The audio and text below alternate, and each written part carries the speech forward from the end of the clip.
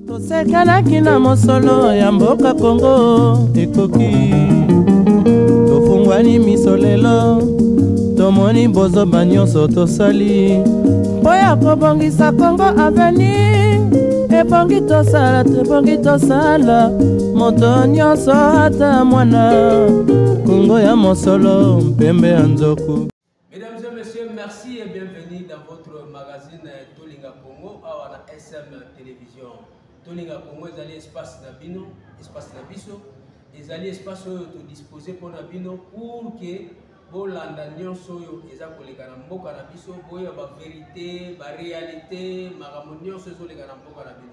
Que ce soit sur le plan spirituel, que ce soit sur le plan physique, que ce soit sur le plan politique, social, économique, culturel, nyonso wana eza na kati ya Tolinga Congo. Et puis Tolinga Congo eza na kati ya chaîne na bino SM Télévision. Chaîne oyo eza na poche na yo. Donc na poche na yo eza na possibilité ya kolanda ba programme na biso nyonso. Na poche na yo eza na possibilité ya kozala informer à temps et à temps réel. Ce plateau ndenge toyebisaki bino chaque jour à partir de 11h pe rediffusion na biso ba 22h. Sur ce plateau naza na pasteur Serge Matondo, pasteur il y a église Parole de Grâce extension il y a centre missionnaire Philadelphie Cité Verte. Tozalaki na ye la fois passée lelo azongi lisusu na semaine oyo pona tobeta lisusu lisolo. La fois passée toyebisaki bino tokozonga na ye pona o etali seglo semaine de gloire je crois. Tokozonga na ye nde tozongi lelo parce que ba programme yango ekomi kokoma pene yango toyambi ye po tobeta lisolo wana ensemble na pasteur Serge Maton. Voilà, pasteur Serge mbote na yo. Mbote papa Jean-Serge Mwanda l'homme de Dieu. Vraiment c'est mon atoma lelo tokutana lisusu na plateau na biso SM na télévision. Vraiment joie de partager na atoma. Merci.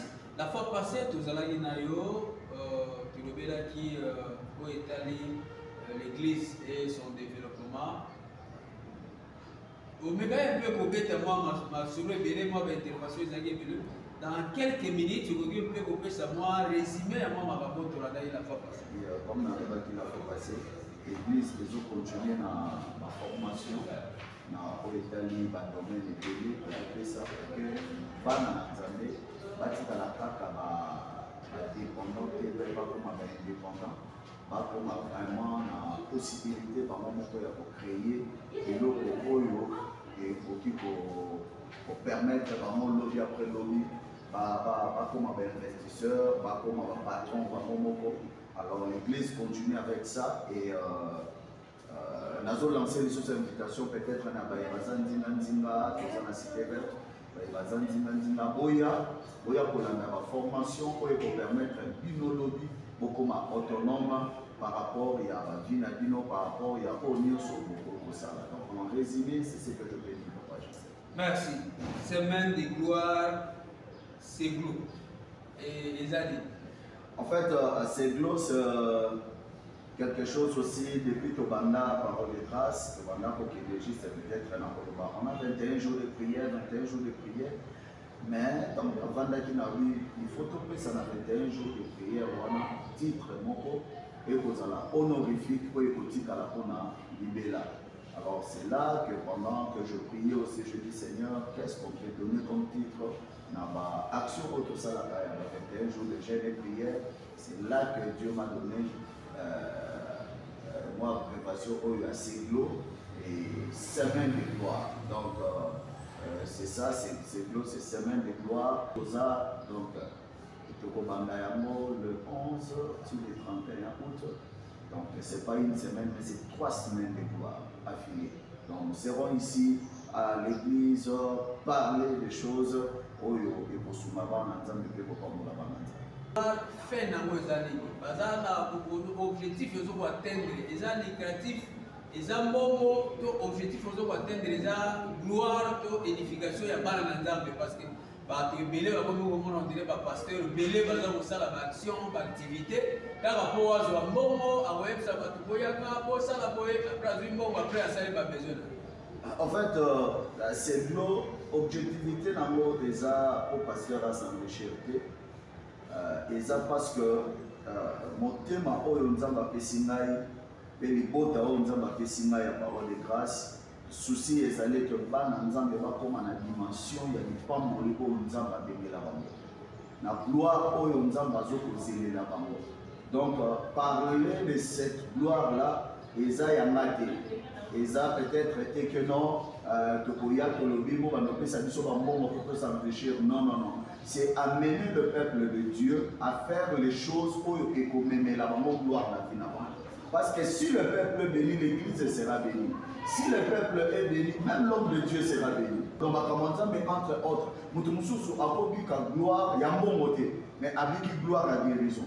Nous avons dit que gloire, nous avons dit que non, nous avons pas financièrement. Mais nous avons dit que nous avons dit que nous avons fait voyage, nous avons s'attendre peut-être longtemps à quitter. Donc, pour lui, la gloire, c'est Dieu m'a exaucé par rapport, il y a l'autre qu'on a dans la c'est glo, nous avons mis la dimension où nous avons dit.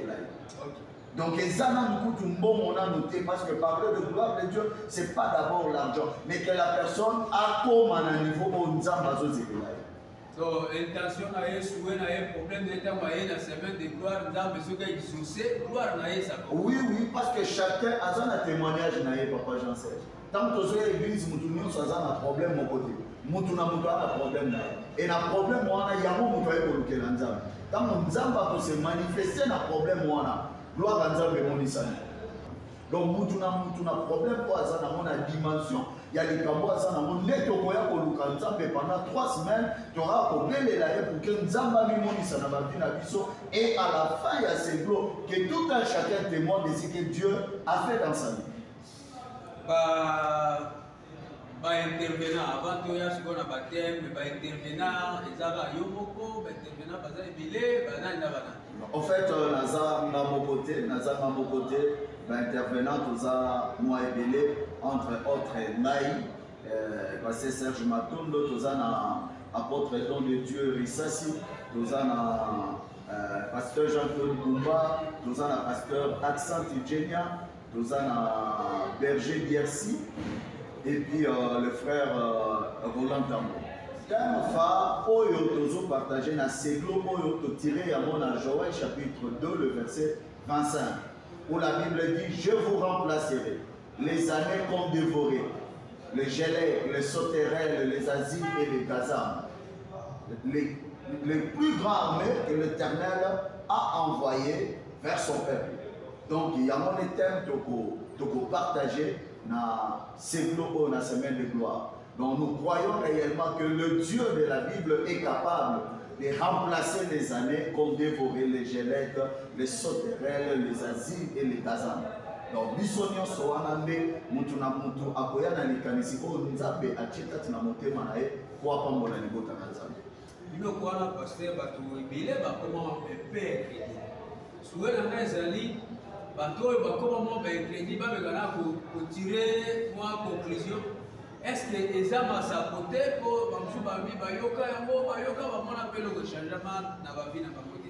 Est-ce que ezama sapoter? Est-ce que ezaya solo? Est-ce que soki mutu vraiment à l'ongwe na ndako aye na semaine de gloire réellement akoya kokutana na makambo malamu donc semaine no alekisaki apasi zamba ko remplacer na semaine ya malamu.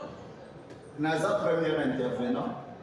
Alors na kati na ngomba mutu na ko introduire pensée ko ya munene. Papa Jean-Serge na koloba eloko moko oyebi bana nzambe tant toyaka na église toyaka mbala moko nzambe esalelanga. Mais sans pourtant, nous avons la étude, il y a vie dans le personnel. Nous avons fait ça, parce que nous avons la Bible, c'est un Dieu saint. Alors, la première des choses, c'est un examen de conscience. Pour quelle gloire à Nzambe qui t'a vie, donc, raison pour laquelle je lance vraiment cette invitation. Parce que les gens ont dit que les l'église, mais quand on a le bien, on a le côté de l'église, on a la zone. Mais aux allo lengeni, bon zambasale. Oh, gloire à Nzambe, qu'on vend des sika au masumo ezate. Et sika au mabe ezate.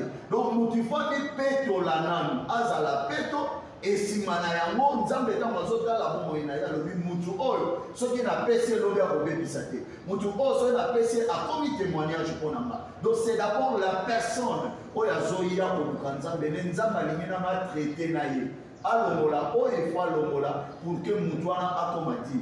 So totangi na Bible tomona yango na Luc, je pense Luc chapitre 15. Oui, Luc chapitre 15 à partir du verset 11. Mais le texte on a mis Bible zoloba, Bible est paraphrasée sur le fils prodigue. Baobi moi nango azalaki na yaya na ye na ndako. Papa na maman azalaki na biloko ebele. C'est Jésus qui donne cette parabole. Abi moi na ya mibale atala le benga na koli. Aye papa le papa. Pesanga mbongo na nga, pesanga badwa na nga na koli na kele na ngai. Et puis papa boya kite papa pesi badwa na ye. Tango akei ake kosala ba bêtise a dilapide ba biloko wana asali makambo nyonso ya mabe mais tango mbongo esili tango biloko nyonso esili eloko nalingaka Bible lobi revenu en lui-même habite certes na bebisi certes na tamboli bien te mais tango asala examen de conscience abi naza mosika ya tata na nga papa na nga aza na mbongo aza na nyonso certes apesaki nga maintenant natamboli bien te lokola natamboli bien te nazonga epai ya papa kuna soki akoyambanga to akotianga ata parmi bana misala na ye eza problème te mais bimwa nazonga na ndako ya tata e Bible ezoloba te ntango azwi likanisi wana azongi ole papa abenga na ye papa ayambi ye papa asalisi fete donc ezoloba ke biso nyonso peut-être eza na motu moko azalaki découragé nakenda na église nazwaki eloko te eza lokola fils prodigue ayaki mais abimi alobi azongi na nga na mokili nake esala makambo na nga mais je pense motu na motu ntango asalaka makambo wana quelque part eza na conscience moko mpe interpelaka ye et conscience wana interpele motu nyonso azolanda émission oyo mpo nayebisa ye ke conscience oyo ezolobelo wana seglo aza na posa na yo. De la même manière, le fils prodigue, tant batala le nazalaki na mbongo, papa pesaki ngame naza na mo lusuke, nazonga. Donc tout ça là vraiment appelle na mutu nyonso zala dessus, peut-être choqué, otala bo nandima kite ba kosala meloko bo nazongi na mokili. To lobi na ona mokili lo ba malamu ezate. Elo ba malamu ezapa Yesu. Yesu azozela yo. Yaka na seglo, tango koya, fils prodigue afukama ki liboso tata lobi naza dignité papa parce que na bebisaki. Papa le dit non, Osaka comme moi, Jésus ne rejette pas tout ce qui vient à lui. Même si au salaire qui m'a béni, ma soumou nengeni, aux autres se sentit culpabilisé, n'a pas kokalisouté. Je lance cet appel. Viens, Jésus va pardonner tes péchés et après ça les lots fait au boko talisou na ndako oyo kumisaka na gloire oyo tikaka au boko tambola souci. Voilà programme déjà du lundi 11. Oui, nous sommes lundi 11. Til les 31. Nous avons pourquoi chaque semaine, du lundi au vendredi, nous avons à partir de 17h jusqu'à 19h30. Et dimanche, nous avons de 8h30 à 11h juste. Mesdames et messieurs, vous avez la SM Télévision, émission Nabino, Tolinga Congo. To Yambi, pasteur Serge Matondo, responsable de l'église Parole de Grâce, extension et centre missionnaire Philadelphie. Et toujours Betanaye, Masolo, Nao, Italie, Makaboya, Zambe. Pasteur, Motuna, Moussou, Ezali, Bakwebele, Naza va revenir là-bas, je ne sais pas pourquoi, moi, ma crédibilité et combien moi, Ebele Nabituna, Makanesi, Yabat. Bato bakomi komona ndire église ekomi ya mwa biloko moko boye mwa bavatire moko to ya bato moko mais eza na bato mpe baza quand même na posa bazonga na église problème na bango eza nde eza ya sérieux mosusu baza na besoin akende église mais aomona kuna est-ce que kuna bon je ne vais pas revenir na ndenge apôtre donc de Dieu alobaki Philadelphie eza ya baélite ya baélite na PCM bote sika zolanda sérieux ya Philadelphie eza baéglise nyonso ya Philadelphie et bokoki kotémoigner yango baoyo mpe baza na besoin oriakendeka ngombe me abi non naya na kaka na cité verte la parole de grâce présente toujours Philadelphie. Oui, en fait, Philadelphie est une grande famille. C'est une grande famille. On a tête na biso tozana na biso apôtre Roland Dalo. Et base, il y a la Philadelphie qui a vraiment enseignement. Il a vraiment enseignement. Et ce qu'on a dans la Philadelphie, nous sommes en semaine nango et ça na mokolo moko oyo bana nzambe bayaka toye te po kaka toyemba toye kaka te po non toye po tovanda tobanda moko bazolakisa biso. Je voulais rassurer le peuple de Dieu qui nous suit de partout que Philadelphie c'est une église sérieuse. Parlant de l'église, tozotala bilonga batute mais tozotala fond et je lance vraiment cette invitation à quoi nous mon église Philadelphie, qu'on doutait dans notre quota et l'autre aux ici. Donc Philadelphie, vraiment c'est une bonne église. C'est une bonne église. Donc la semaine de gloire, on va tenir sur Bagoya pour voir aux ici. Des moutons aux ici, c'est pour nous avoir des séparateurs moutés. Donc tu voyez là, on a la mouté, on a toyé awa, tout le monde là, non. Tozoye la nzambe. Et nzambo tozoye la alobi. Venez à moi vous tous qui êtes fatigués et chargés et je vous donnerai du repos. Nzambe mutaoloba. Osa fatigué, osa chargé. Alobi yaka panamai. Donc mutu nyoso osa na problème, osa na maladie, osa na difficulté quelconque, c'est gloire des ozelayo. Viens, nous allons invoquer le Dieu de ciel et je crois fermement, Papa Jean-Serge, c'est gloire au témoignage. Je crois fermement, Dieu fera des choses où les enfants de Dieu vont témoigner.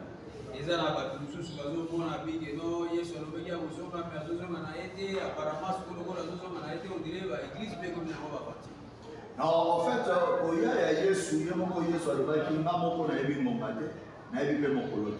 mais l'église, ils ont épouse, ils ont préparé, tous à déjà prêt. Dans la Bible, ils ont fait la parabole, il y a 10 vierges.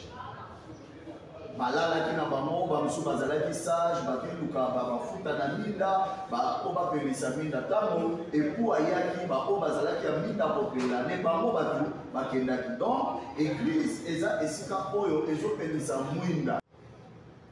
Voilà, pasteur Serge Motenayo. Voté Papa Jean-Serge Mwanda, l'homme de Dieu, vraiment c'est mon atoma les autres qui ont mis sur la plateau de GSM à la télévision, vraiment joyeux de partager dans la matin. Merci. La fois passée, tu as dit que qui a étalé l'église et son développement. Au méga un peu compétent, moi, ma sourire, moi, intervention, dans quelques minutes, tu peux couper ça, moi, résumé à moi, ma bonne la fois passée. En fait, l'église et son développement, on a allé tout ce jour avec on a banalisé et puis comme on a débattu la fois passée, l'église les autres continuent dans ma formation, dans l'Italie, dans le domaine des pays, pour faire ça, pour que banalisé, bâtir la carte dépendant, et pas comme indépendant, pas comme vraiment la possibilité par moment pour créer et l'autre et pour permettre vraiment lobby après lobby. Pas comme un investisseur, pas comme un patron, pas comme un. Alors l'église continue avec ça et nous avons lancé les invitation peut-être à Bazandinandinga, dans la cité verte, Bazandinandinga, Boya pour la formation pour permettre un lobby beaucoup autonome par rapport à la vie, par rapport à l'Union sur le ça. Donc en résumé, c'est ce que je peux dire. Merci. Semaine de gloire. Séglo et les années. En fait, Séglo, c'est quelque chose aussi depuis Tobanda, parole de grâce, Tobanda pour qu'il registre peut-être un Akoloba. On a 21 jours de prière, 21 jours de prière, mais dans le Vanda qui n'a eu, il faut tomber ça dans 21 jours de prière, on a un titre, moko, et vous allez honorifique pour écouter à la Pona Libella. Alors c'est là que pendant que je priais aussi, je dis Seigneur, qu'est-ce qu'on peut donner comme titre dans ma action autour de ça, avec 21 jours de jeûne et prière. C'est là que Dieu m'a donné moi préparation au Séglo et semaine de gloire. Donc C'est ça, c'est semaine de gloire, semaine de gloire, Oyo, Toza, donc, le 11 sur le 31 août, donc c'est pas une semaine, mais c'est 3. Mesdames et messieurs, Toza Kokemaleme, Maleme, virage, et comme vous avez la biso, pour tout gagner la confirée, tout gagner aussi, ça va sur la biso, na pasteur Serge Matondo, awa. Na plateau, na biso spécial, il y a Église Parole de Grâce. Toujours au Beta Lisolo, il y a Semaine de Gloire. Pasteur, quand domaine dans l'église, va te mêler, va comme penser, va comme croire, qui a coquille dans l'église, mais à qui n'a pas consulter, moi, mon dimanche, donc, à moi, secte, mais ensemble, dans l'église, dans la semaine de gloire, est-ce que Batololé n'y a pas de temps pour consulter, tant qu'on va retrouver la semaine de gloire. Papa, je n'ai pas fait ça au témoignage moko.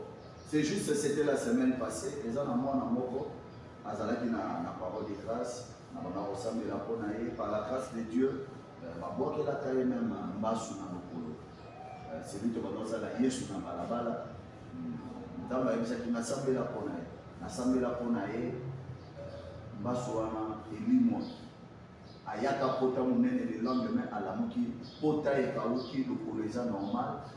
Mais kaka bana nzambe ne bazalaka na yebite moko mususu na bimi église. Tozozonga na madame na bana.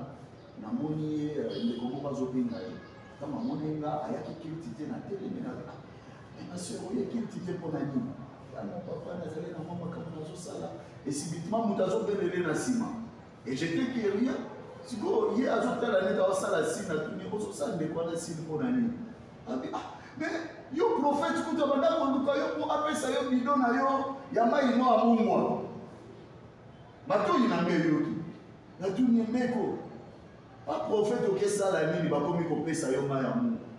Tune nzambo oyo abikisaki yo ntango babwakelaki yo mbasu. Nasopelaki yo mai ya Mungu. Ote papa, natuni kuna okeluka nini. Donc nalingi nayebisa bana nzambe chaque endroit oyo oza soki eza esika ya lipamboli na yo nzambe apambolo wana. Arrêtez d'aller consulter ma faux prophète babimi ebele. Les autres prophéties non c'est comme ça mututamba sakoli na suka nzamba il faut cela mon à $200. Il faut cela mon à $300. Nazo conclure na ndeko. C'est même passé à pour le canon na ndako na 7 je pense 6 écrans. OK. Nazalaka kolala bala musinga kola musa bazo lukayo. Na sœur wana. Oui. Na bimi bo c'était la sœur. Abi non papa natamboli na bato nyonso wana ba prophète nyonso wana kutu ba mususu bazalaki lokwa mbonko na banda kopesa mbongo ebele tango na moni makaba nyonso azoyebisa ngezo kokisama te na boyaki na ngana zokelisu te akomi kotinda me baninga na ye apesi kombo na nga ya bana na nga ba problème na za na ngo ke baninga na ba ya lisu ba prophétisaka mpona ye. Et elle ne savait pas où le papoya ah nzamba zoyebisa nga kombo na yo kingani akomi marchand. Et puis un nzamba babi sele tango ofandi bandula de la monique eza chaîne ya badouana ayebisi na papa navandaki mpenza na ndambo mais j'ai compris que esika na ngai eza parole de grâce papa na ye olibisa ngai yango na ye koliko na ntongo lelo makambo na ngai nyonso banda natika parole de grâce etambolaka lisusu te na ye osambela mpona ngai. Je vous dis la vérité papa Jean toi na plateau ntango akendaki madame ayebisi nga makambo abongo il faut zaka pasteur pour ça la mo neti nga na okoka te mutu akenda na ye yo na bato yo ka kutu bapesa ba bidon ya mai ya mungwa mais aye osambeli mpona ye na lobi oui c'est ça l'œuvre de l'église tango ye osambeli ya bi na sambeli ebongo te eloko te nasenga ye ni 100 francs ni 200 francs nasambela mpona ye abika ayebisi na papa nazongi na makolo na yo parce que na comprendre que tant nyonso nasalaki wana nakenda oluka bato wana eza ya lokuta naza na bilembo oyo nzambe parole de grâce asala naza na makambo oyo meme bandeko na nga na ndako batatolaka kodeklara mpona nga ekokisama nazongi na ngai Donc, moi, j'étais obligé, papa Janssen, il y a ressemblé la première à ton moi. Na sambeli pour naïe, na déclaré pour naïe, et na souka ici na papa, je vous dis la vérité, na zata na transport aux autres. Na côté nanda, on a du transport na pessi. Na compagnie tinare, accueilli na zone nanda. Donc, pour dire que il y a certaines personnes, certes, à cause de la et l'autre bon consultant, mais je vous dis, bien aimé dans le Seigneur, ceux qui me dépendent, parce que dans le faux, il y a aussi les vrais. À Kinshasa, nous avons aussi des vrais prophètes. Mais ma propre Babimi est belé. Alors, je te conseille, ceux qui sont dans l'église, la Bible sur la Philadelphie, pour qu'ils n'ont pas prophète. Tu es là, motema, Luka est motema mobima, Zamba comme il ça n'a pas. Au lieu que consulter, bateau, bakomi kolia, batumbo molelo. Pour kolia yo mbongo, et puis ma campagne pour le bégo qui s'amaté, yo est pressé mbongo, qui a perdu. C'est toi, Esaïe. Esaïe n'a pas tout soubaye, bazo ça va converser na bamo. Je me suis papa Jean-Serge, na haute église, na pourquoi, embouteillage, Jérusalem, ma casse, na badabing, na moni moi, na moko. As-tu le beau qu'on a télé, mais je suis non, papa, n'a pas quitté juste, ah, na nulis, na ah, ok, n'a pas nazo comme avant. Tant que toujours qui est là, ah, papa n'a c'était na mutu kana yo, et puis qu'il m'a fait, faut na bête à ma pauvre, mais pour l'on a payé là. Oh. Voilà,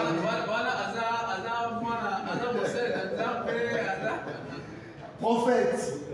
Naïbi yo yebinga oyebinga oyebi anemini na ye na télécom na bani musala nzambe mais na bani musala nzambe na télécom na bana bokala nazalaki na semoki otesili na bible nanga nazokita na makolo male nazo transport nazominda etikalaki kolezena te kino mokolo nzambe asepelaki nga apesanga mo eloko na nzambe. Donc ce n'est pas ça l'objectivité à kosalela nzambe mpona zwa motuka non mpona zwa mbongo non. D'abord le royaume des cieux. Ceux qui y ont combattu dans motuka nango sepeli nango olingo kebeta bato manki yo na po ozwa yango okozala vraiment moto amawa parce que tozosalela na nzambe mpona mbongo nano te mpona mituka mpe nano te mais tozosalela nzambe premièrement pour le royaume des cieux. Soki nzambe asepeli kopesama motuka gloire à Dieu. Soki basepeli te gloire à Dieu. Mais objectivité nanga eza te ke non lelo kaka efona zwa lelo kaka efona koma boye non.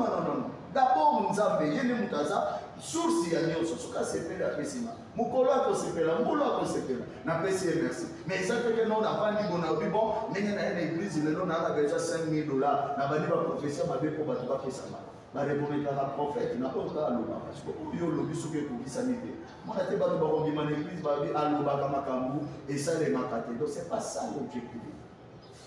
Semaine de gloire, biloko wana ekozala te, bafantine ekozala te, baoyo bakoya, bato mosusu mpe bayoki yo babike mais abikisa ekutu ya mpasu nga mpe nakozala na mpasu awa nazoluka solution tomona te ye mpe oyokoya certainement nzambe akosalela ye mpe te omaladi mosusu. Papa Jean-Serge, je ne me vante pas. À cette époque-là, nazalaki na mon frère. Le mandat que Dieu m'avait donné en tant que frère seulement, je n'étais pas pasteur. Nzamba ebisama mutu akozala malade okoteli maboko akonika.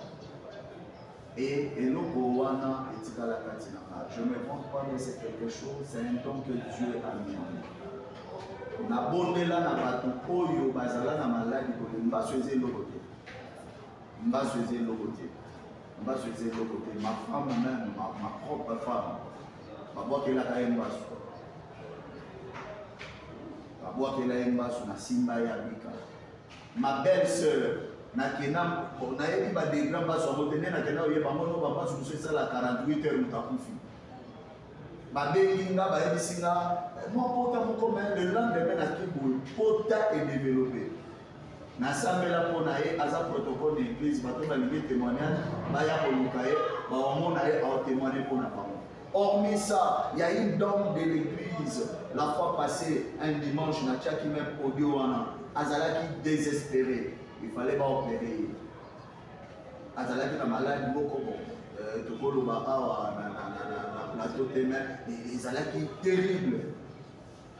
Aya jeudi moko na sambela pona ye na ebisi obiki 2 semaines après azomi kwa monganga basali l'examen malade na ezalaki lisusu et la dame a fait l'audio pour bénir le Dieu de parole de grâce qui a opéré le miracle. Donc moi je pense que malade, je ne sais pas problème nini, pour ceux qui ont un cancer du cerveau. Nous déjà abandonné au tilier le maï. Donc déjà c'est un trouble mental. Et la famille a commencé à pleurer. Parce que la famille est en bon. Il fallait que l'Afrique ici va opérer. L'opération a cette $15 000. Mais Tanti n'a pas ça de l'église, il y a un papa, tata n'est pas là. Nana Lina Tchanza Menon est prêt. Tout ça dans 4 jours à voyager. Nalino Sambe la Fonae, Natala Namuzamba Passala. J'étais pas seul, j'étais avec le pasteur Bumba pour Sambe la Fonae Ndekoana. Nalinito Naolo Bano Papa Janser, Ndekoana à Bala, à Bota, Malade Kenda, même la famille n'a pas bandimaki. Même le médecin, à Zomba, à Salaka, va examiner dans mon col. Médecin, surtout, n'a pas de c'est normal. À Sali, scanner à l'imoso, négatif. Alors, il y a mis balai, maman, on a offert un bon. À Sali, il y a mis balai, négatif, il y a bon. Mais nous, les autres, ça, c'est lundi, j'ai dit, il fallait que les Africains ne soient pas opérés. Qu'est-ce qui s'est passé à l'objet? Pasteur assemblé la vie qu'on a mal à. Et écoutez ce médecin à l'objet, bon, ces genres de pasteurs existent encore. La fille lui dit, je pense oui, parce que yosa témoignage, je suis venu pour tout ça, la penza test et amour, tout est basé réellement, Nabiki, Abika. Jusqu'aujourd'hui, c'est quel mon côté et l'autre mon côté. À cette époque, elle était célibataire, les l'autre n'a jamais que le solo, Aza marié, Abota, Aza Moana, Aza normal. Donc, le Dieu de la Bible est capable de guérir toutes sortes de maladies. J'ai dit toutes sortes de maladies. Le Dieu de la Bible est capable de le faire. La semaine de gloire. Semaine de gloire, on va prier pour les malades, on va prier pour les gens qui ont des problèmes. Je crois que la gloire de Dieu va descendre et ces gens auront un témoignage le jour qui vient. Vous pouvez rappeler que ce programme, adresse, tout ça, parce que vous avez des calendriers dans vos campagnes. Tous amis, précisément dans la cité verte, dans enceinte, il y a l'école Pierre Bouvet, ils ont mis la 13e rue. C'est une grande école, il y a une salle qui est là, une salle de promotion, les paroles de grâce et le Wakasa Luana, tous dans la cité verte. Précisément, ici, quand nous sommes ceux qui ont quitté dans la boulangerie ou bien dans la Papa Sola, au monde entré mon ils ont soutenu quand on a l'église à Philadelphie, nous tenions à Ebiamo. Alors, le programme Nabiso, avant ces jours, nous avons un programme déjà, nous avons pourquoi, et ça, journée Nabiso et enseignement. Comme j'ai dit tantôt, Biso Topani Samaka n'a enseignement. Donc, mardi, il y a des lots, pourquoi, na démission pour l'enseignement. Jeudi, Tobé Maramo, jeudi et Toko. Tuyaka koluka nzambe bakiti ezalaka te bitoko ezalaka wana ezali Philadelphie. Donc bisika nyonso Philadelphie ezali okomona ke jeudi toko ezalaka te. Tuyaka koluka nzambe tolelelaka nzambe tovandaka na bitoko tobondela. Et le dimanche tozala na culte de gloire aussi, culte oyo ezalaka ya malamu oyo toyaka mpe kopesa reconnaissance na biso epai ya nzambe oyo asali biso bolamu na ntongo à partir de 8h30 di 11h. Mais le lundi, maman va s'amanaka, samedi B, jeunesse et samedi.